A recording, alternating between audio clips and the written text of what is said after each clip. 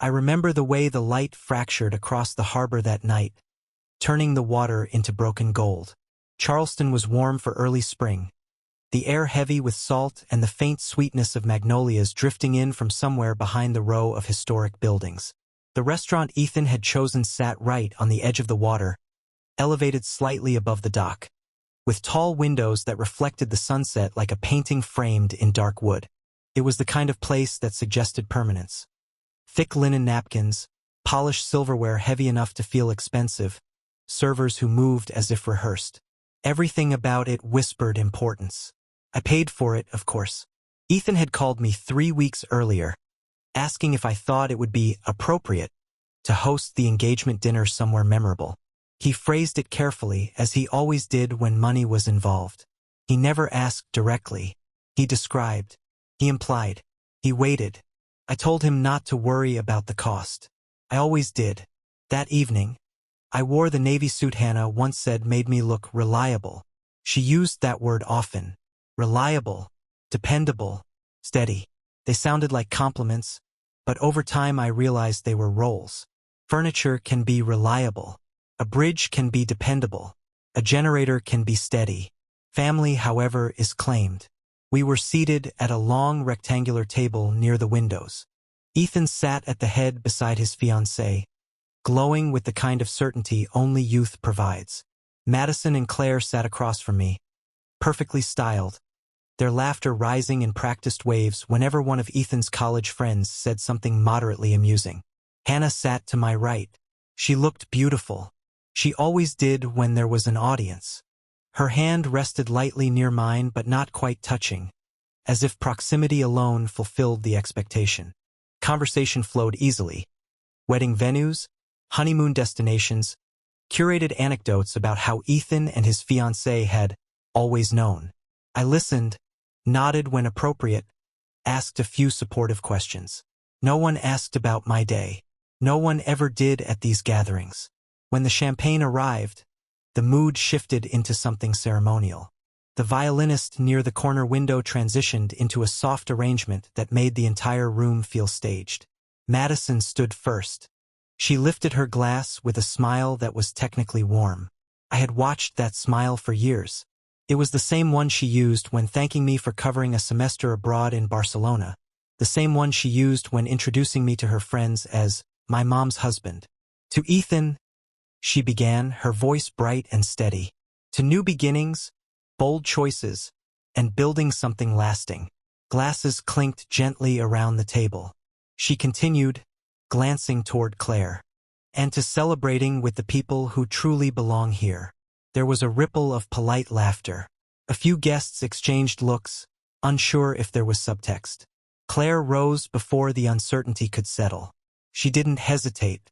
"You're just a guest here," she said lightly, almost playfully, but her eyes met mine directly. "This is for our real blood." The words were delivered with the softness of a joke, but jokes require shared understanding. There was none. For half a second, the entire table hovered in silence. Someone coughed. Someone shifted in their chair. I felt Hannah's body go still beside me, the smallest tightening of her fingers against her napkin. I waited, not for outrage, not even for defense, just for acknowledgement. She stared at her plate. The violinist continued playing. That was the detail I remember most vividly. Music filling the space where a boundary should have been. I didn't argue. I didn't ask for clarification. I didn't tilt my head in confusion. I didn't force them to define what they had just said in front of everyone. I simply nodded once. Then I lifted my water glass instead of champagne. If I was a guest, I would behave like one. The rest of the dinner resumed as if nothing significant had occurred. Ethan laughed too loudly at something one of his friends said. Claire leaned toward the event coordinator they had invited to discuss floral arrangements. Madison discussed seating charts. No one looked at me again for the remainder of the evening. I observed instead the way Ethan deferred to Greg's absence, his biological father's name mentioned with a tone of unfinished loyalty. The way Madison and Claire referenced childhood memories that existed before me, memories I had never attempted to replace, only support. I thought about the first time I met them, Madison had been 14, Claire 12, Ethan barely 10. I never tried to be their father. I told them that from the beginning. I was here to build something stable, not to overwrite history. Over the years, I attended graduations, parent-teacher conferences when Hannah couldn't make them, soccer games, college orientations. I signed checks. I co-signed loans. I covered medical deductibles without discussion. I paid for Madison's senior year internship in New York when the stipend fell short.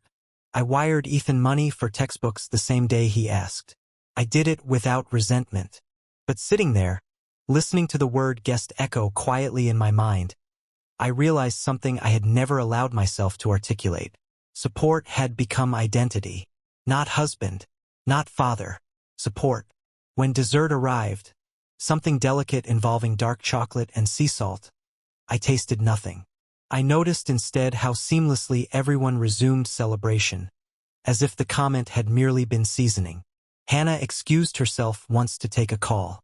She returned smiling faintly, whispering that her sister had seen photos online already. She did not mention the toast. She did not glance at me to check whether I was all right. Perhaps she assumed I was reliable. On the drive home, Charleston streets were quiet. The historic houses stood in neat rows, their porches glowing softly in the night. I drove slowly.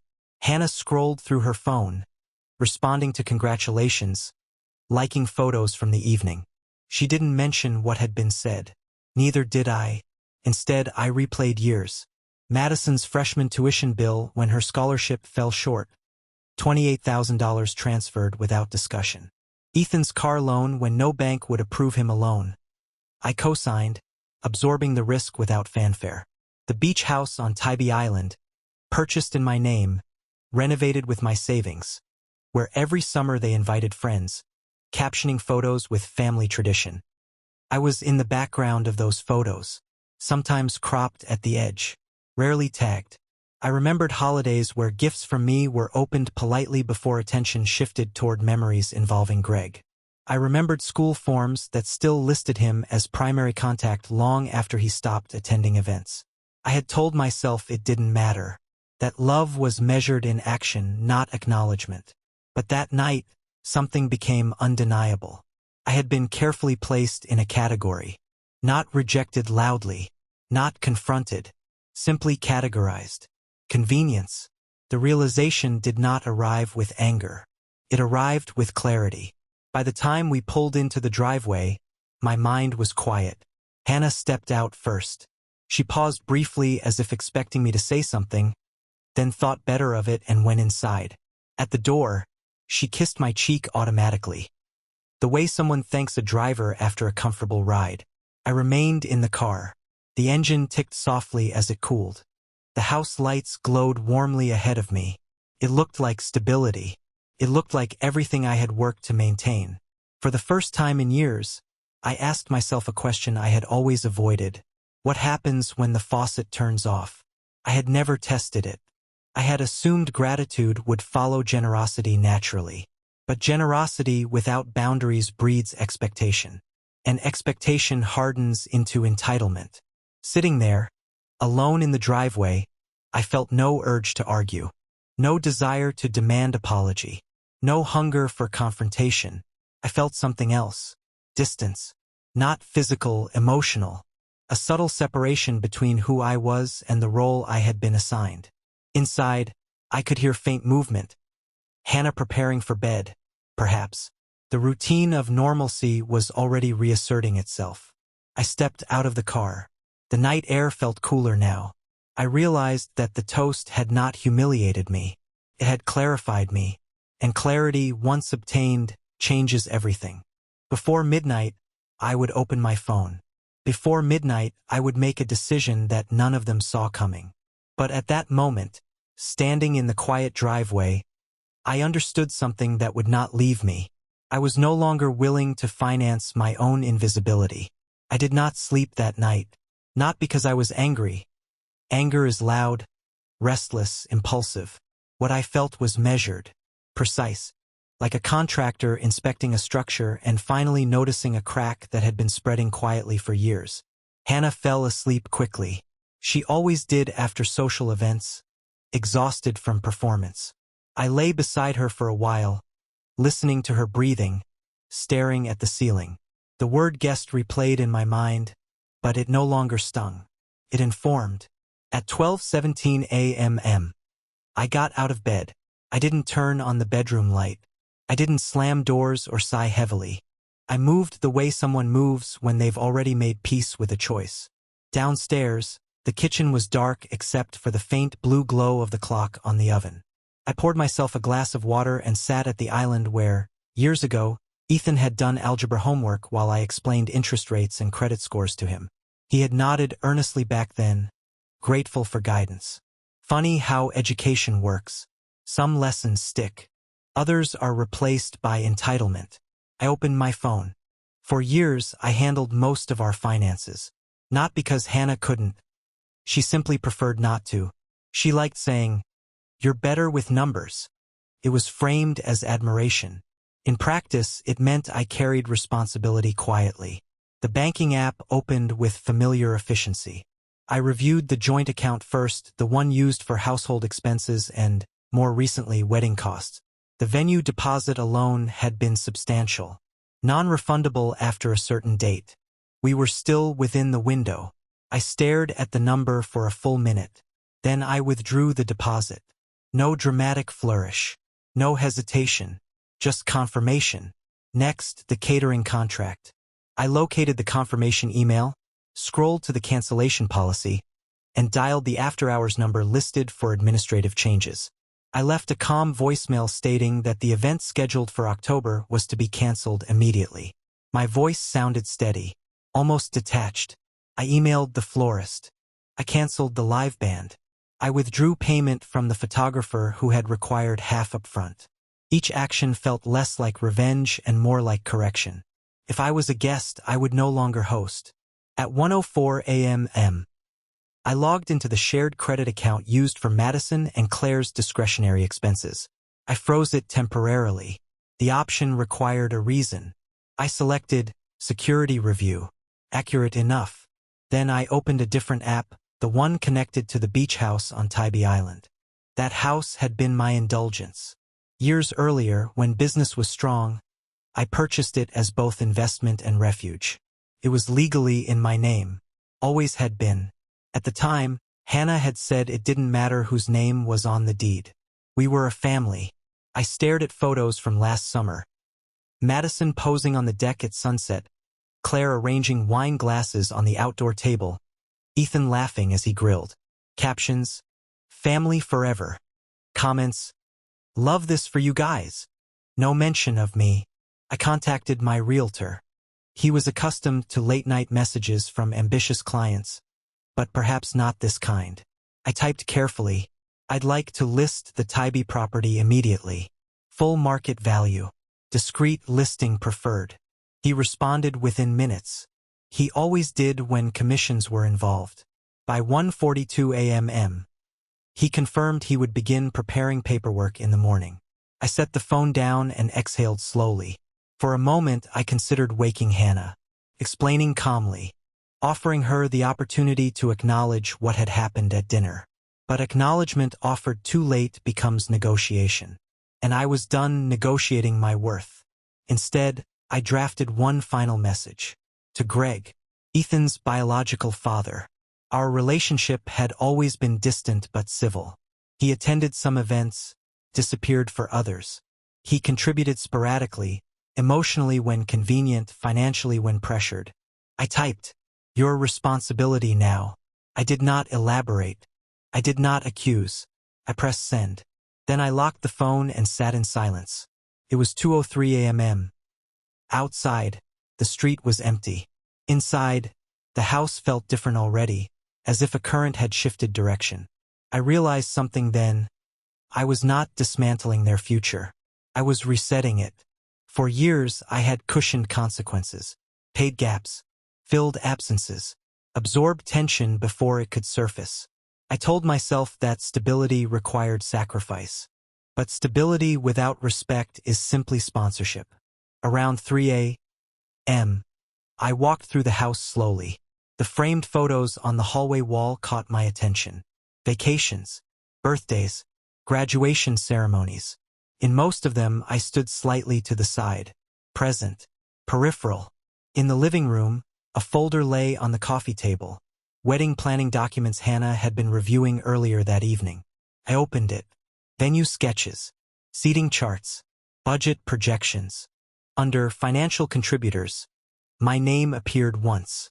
Under family representatives, Greg's name was bold. I closed the folder carefully. The faucet, I realized, had been flowing so long that they had mistaken it for a spring. But springs dry up when redirected. Around 4 a.m., I finally returned upstairs. Hannah stirred slightly as I slid back into bed. She murmured something incoherent and turned toward the wall. I watched the faint outline of her shoulders in the darkness. For years, I believed love required endurance. That patience would eventually transform perception.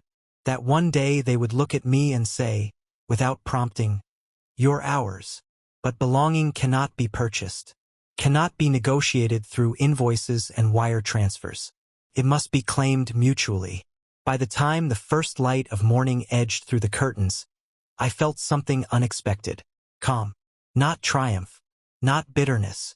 Clarity. When Hannah woke at 7:18 a.m., she stretched and smiled faintly, asking if I had slept well.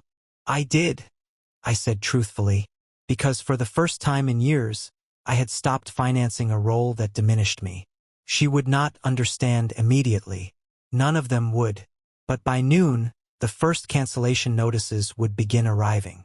By afternoon, the real estate listing draft would circulate. And by evening, they would realize that what they had labeled as guest had quietly been the foundation. I had not shouted. I had not argued. I had simply turned off the faucet. And the sound that followed was not chaos. It was silence waiting to see who could survive without it. The first email arrived at 9:12 a.m. I was already at my office when Hannah called. Her voice wasn't angry. It was confused, the way someone sounds when a familiar appliance suddenly stops working. "Did you cancel the venue?" she asked. I didn't pretend. "Yes." Silence. "I'm sure there's some mistake," she continued quickly, as if the idea that I had acted deliberately didn't fit the version of me she carried in her mind. "Madison just called. The coordinator says the deposit was withdrawn." "I withdrew it," I said calmly. Another pause. Longer this time. "But why?" I looked out the window of my office building at the city below. Traffic moved steadily. People walked with coffee cups, unaware that inside my home a system was beginning to tremble. "I'm just a guest," I said. "Guests don't host." She inhaled sharply. It was the first moment I sensed discomfort rather than confusion. "That was a joke," she said quickly. "You know how the girls are." "I do," I replied, and I ended the call. By noon, the house was in full disruption. Madison began calling vendors in rapid succession, her voice rising with each confirmation. Claire was on hold with the caterer, pacing the kitchen like someone trying to stop a leak with bare hands.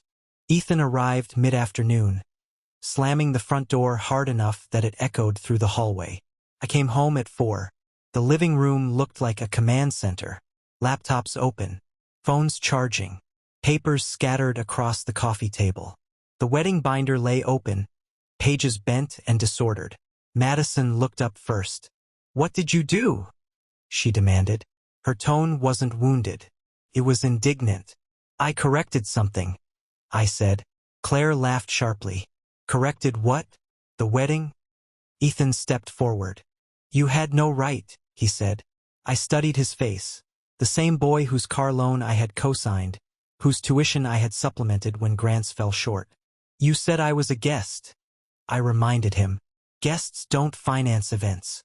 "That wasn't the point," he snapped. "It was a toast. It was clarity." Hannah stood near the kitchen entrance, watching the exchange as if unsure which script applied. Her silence at the restaurant had been avoidance. Her silence now felt strategic. "This is humiliating," Madison said. "Do you know what it looks like to vendors? To people we invited? It looks like a wedding that requires funding."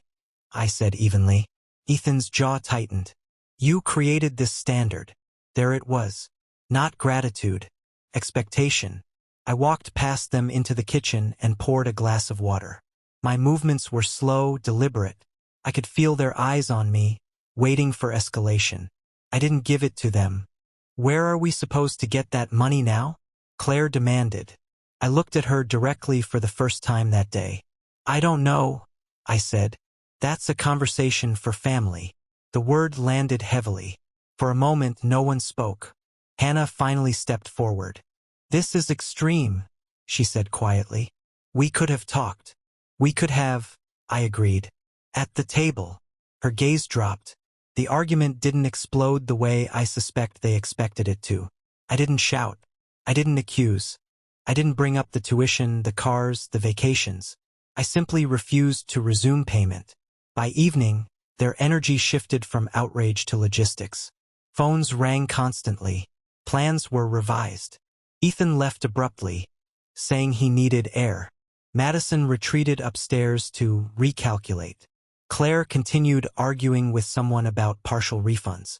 Hannah and I sat in the living room alone for the first time since the chaos began. You're blowing up everything, she said softly. No, I replied. I'm stepping out of something. She searched my face as if trying to locate the man she was used to, the one who absorbed friction quietly. You know they didn't mean it like that, she said. I met her eyes steadily. Then they should have said that. She had no answer. By 11 p.m., the house was finally quiet. Madison and Claire had retreated to their rooms. Hannah went to bed without another word. I stayed downstairs. The silence felt different from the night before. Heavier now, not because of doubt, but because the consequences had begun. At 12:37 a.m., my phone vibrated. Unknown number. I let it ring once before answering. Hello. The voice on the other end was low. Tired. Male. You think you can just walk away? It said. I recognized it immediately. Greg. They're used to a certain lifestyle, he continued. You created that standard. There was no anger in his voice. Only accusation wrapped in entitlement. I didn't create entitlement, I said calmly. I funded opportunity. You don't get to pull the rug out, he replied. Not now. I didn't pull anything, I said. I stepped back. He exhaled heavily into the phone. You married into this. That makes you responsible. Responsible. For years, I had accepted that label willingly. But responsibility without authority is servitude. I was responsible when I was respected, I said. Good night. I ended the call. For a few seconds, I stared at the dark screen of my phone. Then it vibrated again. Voicemail. I didn't listen immediately. I already knew the tone. When I finally pressed play, Greg's voice filled the quiet room. You think you can just disappear? They rely on that house. On that money. You don't get to rewrite the system because your ego's bruised. System. That was the word that stayed with me. It wasn't about a toast. It wasn't about one dinner. It was a structure, one where I supplied resources, absorbed tension, and received peripheral acknowledgement in return. A bank disguised as family, and I had participated willingly. That realization stung more than Claire's words ever could. I walked to the hallway and glanced at the framed photos again. Every memory had been real, every effort sincere, but sincerity doesn't obligate permanence. At 1:10 a.m., I turned off the lights and went upstairs. Hannah shifted slightly as I entered the room but did not wake. I lay beside her, staring at the ceiling once more. The panic downstairs had been loud. The voicemail had been sharper. But inside me, there was no turbulence. Only a line, clear, defined. And for the first time in years, I knew exactly where I stood. Not as a guest, not as a sponsor, but as a man who had finally refused to be the system that fed his own exclusion. The house felt different after the voicemail. Not broken, not damaged, just rearranged as if invisible furniture had been moved during the night. The next morning, I woke before Hannah again. The sun filtered through the curtains in long, pale lines. For years, mornings had begun with routine, coffee brewing, shared calendars, small talk about errands. That morning, there was only stillness. I checked my phone. 3 missed calls from Madison, 2 from Claire, 1 from Ethan. No messages from Greg. There was, however, an email from my realtor. The listing draft was ready. Professional photographs from the previous summer were attached. Bright blue sky, white railing, the ocean stretching endlessly behind the deck. The Tybee beach house looked like something from a magazine. Warm, inviting, permanent, temporary. I corrected silently. I approved the listing. By noon it was live. The first showing request came within 2 hours. I didn't announce it. I didn't send a family email explaining my reasoning. I had learned that explanations in that house became negotiations. And negotiations assumed shared ownership of decisions that were never shared when I signed checks. When I returned home that afternoon, Hannah was sitting at the kitchen table, her phone face down in front of her. Her posture was rigid, not angry, not collapsed. Calculating. "You listed the beach house," she said. It wasn't a question. "Yes," she swallowed. "The girls saw it online. I assumed they would." Her fingers tightened around the edge of the table. They had plans there. The engagement photos. The rehearsal dinner. I pulled out a chair and sat across from her. "I'm sure they did." Her eyes finally lifted to meet mine. "You're punishing them." "No," I said calmly. "I'm withdrawing participation." She studied my face the way someone studies a contract for hidden clauses. "This isn't like you." That was the problem. For years, like me meant absorbing, funding, smoothing, the dependable bridge. "It is," I replied. "You just haven't seen this part." Upstairs, I heard movement, drawers opening and closing. Madison's footsteps were sharp, deliberate. Claire's voice carried faintly through the walls, tense and hurried. By evening, Ethan arrived again. This time, he didn't slam the door. He stood in the living room with his hands on his hips, staring at me as if I were a malfunctioning machine. "You're really selling it," he said. "Yes. That house is part of our history." I held his gaze. "It's part of my investment portfolio." The words were colder than I intended, but accurate. He shook his head. "I don't understand why you're doing this." I let a moment pass. "Because I finally do." Silence stretched between us. For the first time, uncertainty flickered across his expression. Not remorse, but instability. The realization that a source he assumed was permanent had shifted. "You can't just erase everything," he said. "I'm not erasing," I replied. "I'm redefining." Madison entered the room then, her eyes red but dry. Claire followed behind her, arms crossed tightly. "Mom, are you going to say something?" Madison asked. Hannah looked from them to me. It was the first time I had seen her truly divided. "This has gone too far," she said finally, her voice strained. "The wedding is postponed. The house is for sale. We're all under pressure." "We weren't under pressure at dinner," I said quietly. The memory hovered unspoken. Madison looked away. Claire's jaw tightened. Ethan said nothing. That night, Hannah packed a suitcase. Not dramatically, not in tears, methodically. "I'm going to stay with the girls for a while," she said. "For a while," I repeated. She paused at the doorway. "You've changed." "No," I said softly. I stopped. She didn't respond. The front door closed behind her with a sound that echoed longer than it should have. And then I was alone. The silence that followed was not suffocating. It was clean. The house, once full of layered conversations and financial undercurrents, felt stripped down to its structure. I walked through each room slowly. The living room where birthdays had been celebrated. The kitchen where tuition discussions had turned into wire transfers. The hallway lined with photos that now felt archival rather than current. In the master bedroom, the closet looked uneven, her side partially empty. I didn't feel abandoned. I felt aligned. Over the next month, events unfolded without drama. The beach house received multiple offers. I accepted one slightly below asking, not out of urgency but decisiveness. The closing date was set. The wedding remained postponed indefinitely. Vendors required new deposits if they wished to reschedule.